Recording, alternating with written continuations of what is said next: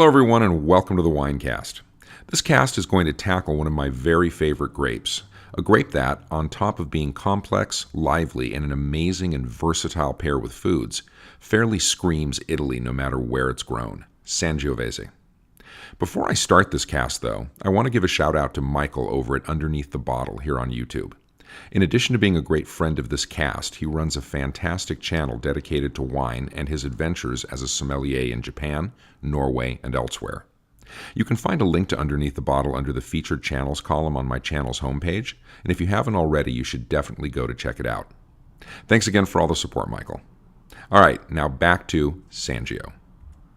Though Sangiovese is grown in a lot of places, enough places so that it's ranked as the 13th most planted grape varietal in the world since 2000. Its home, literal and spiritual, is Italy. It's the most planted varietal in Italy, taking up at least 11% of Italy's total vineyard acreage, which, for a country that slugs it out every year with France to be the biggest wine producer in the world, is pretty epic. Though Sangio was planted throughout Italy, except in the very northernmost parts, the major plantings are in Tuscany, Puglia, and Emilia-Romagna. Outside of Italy, Sangio can be found in dozens of countries, with Argentina, France, and the U.S. being the three most planted. But keep in mind that Italy is really the big dog here, with the three countries I just mentioned having comparable acreages of Sangiovese with each other. But even added together, their total acreage of the grape wouldn't be in danger of adding up to a tenth of Italy's total plantings. Despite arguably being Italy's signature grape, Sangiovese's origins are mysterious. Some researchers make the case that Sangio goes back at least to the Etruscans, the early Italian civilization for whom Tuscany is named, fun fact, and who taught the Romans a thing or two about, well, lots of things, including wine. This claim, while possible, is highly conjectural, though, and there are competent authorities who argue for a more recent origin. Questions about Sangio's genesis have been complicated by the fact that there's very little clear written documentation for the grape prior to the 1500s. Likewise, figuring out Sangiovese's ancestry hasn't been a walk in the vineyard either. A pair of important studies from 2006 and 2007 comparing 50 DNA markers suggested that Sangio was the child of Ciliegolo and Calabrese Montenuovo, two grapes, red grapes, each with at least a connection to southern Italy, especially in the case of Calabrese.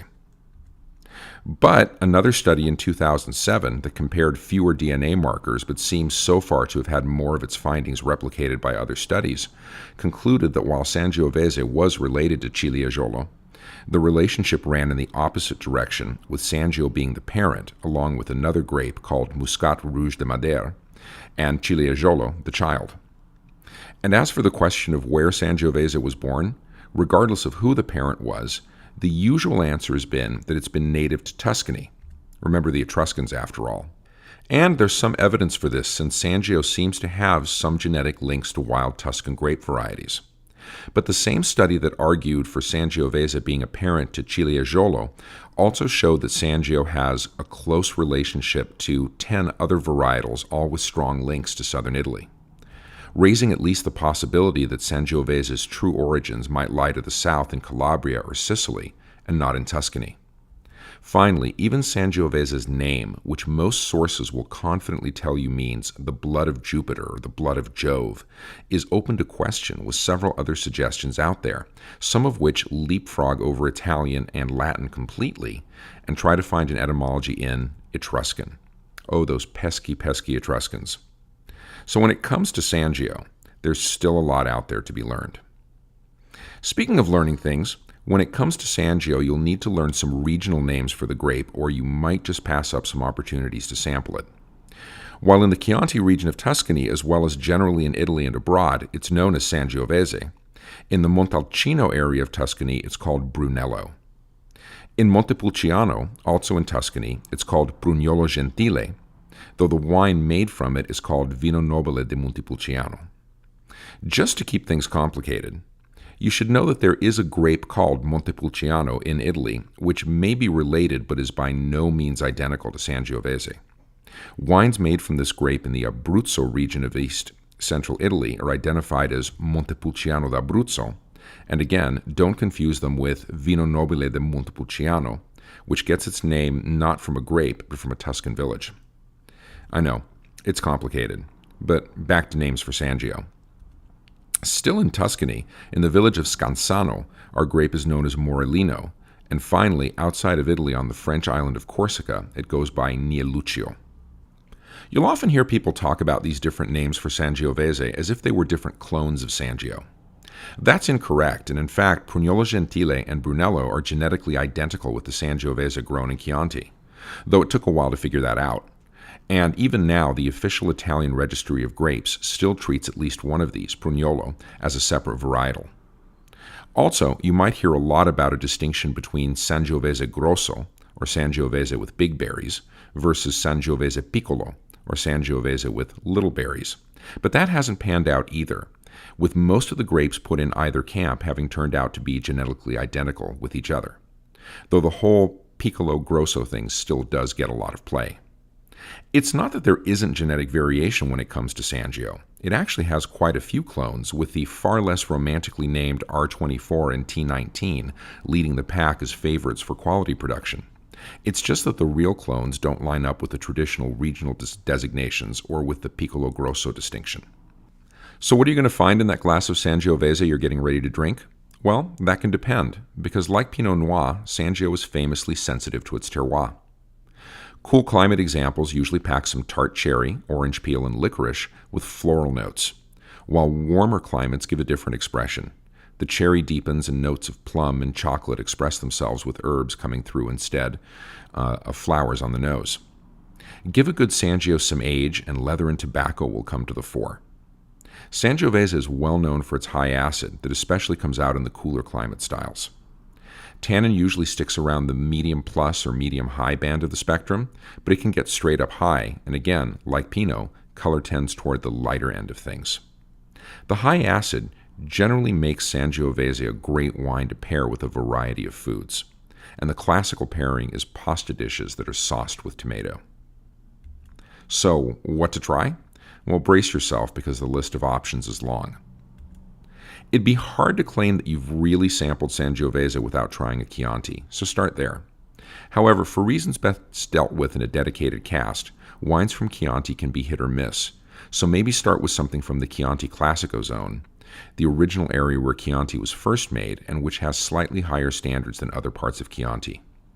Here, Chianti must be at least 80% Sangiovese and is often 100% of our grape.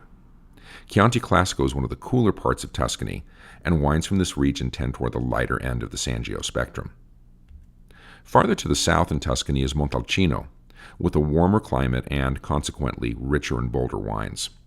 For Brunello di Montalcino, 100% of the wine must be Sangiovese, and there's a fairly stiff aging regimen for the grape, at least 4 years, with a year longer for the Reserva.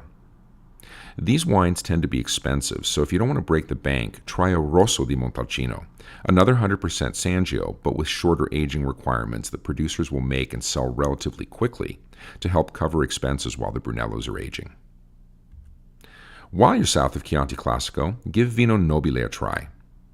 These must contain at least 70% Sangiovese, known here as Prugnolo Gentile.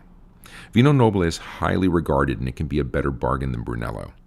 Like Brunello, there's also a Rosso di Montalcino with a shorter aging requirement than Vino Nobile.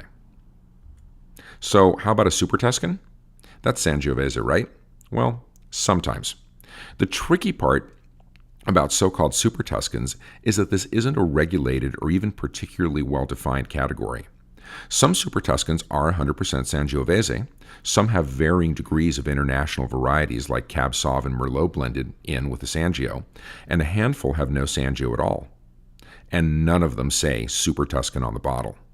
So it might be best not to go looking for a Super Tuscan as such, and just look for Sangiovese-driven wines that are made at the IGT level in Tuscany, and see what comes highly recommended. If you're unsure about what IGT means and how it relates to Italian wines, then check out my cast on Super Tuscans and or the cast on Italian wine classification. If you leave Italy, a good place to go next is California, where Sangio is playing a part in a cal-ital revival. Cal-ital is a name given to a trend that got going in the 1980s when a number of California producers, notably Robert Mondavi, began looking to Italian varietals like Sangiovese as a compelling alternative to wines based on French varietals like Cab Sauv and Merlot. Though the original trend petered out after a few years, more and more California producers are experimenting with Sangiovese and taking advantage of plantings that were done there in the 1980s, and the results have been promising. Generally speaking, Sangioveses produced in California will have some richness and heft to them, thanks to the relatively warm places where most Sangio is grown, and a lot of them are blended with Cab and Merlot and other varietals in an imitation of the most familiar of the Super Tuscan styles. Washington State may not be the first place that anyone thinks of when they think of Sangiovese, but Sangio is the state's sixth most planted red grape, and Washington produces about 75,000 cases of Sangiovese a year. That's only a fraction of the total wine produced in the state, but Sangiovese is being made by a number of important Washington producers with interesting results that, thanks to the warm climate of eastern Washington, tend toward the rich, fuller end of the Sangiovese spectrum. If you can find them, check out Sangios made from grapes from the Red Willow Vineyard in the Yakima Valley, which is one of the first places where Sangiovese was planted for commercial purposes in Washington. Finally, Sangiovese is often produced as a rosé, both in Italy and elsewhere. Rosés of Sangio tend to have the grape's signature acidity and lots of bright flavors, making them at least as versatile and food-friendly as the red versions of the grape. So be on the lookout for them, and be sure to give them a try. Thanks again for joining me for another Winecast. There's a lot to say about Sangio, and this cast ended up on the longer end of short because of that, so thanks for sticking with me. There's a lot of Sangiovese to try out there, and I suspect a lot of you have tried some of it, so please share what's been good, bad, or downright ugly in the comments. I hope you enjoyed this cast, and if so, please like and subscribe if you haven't already. I'm your host, the Unknown Winecaster, and I'm out. Enjoy the grape, but always enjoy it responsibly.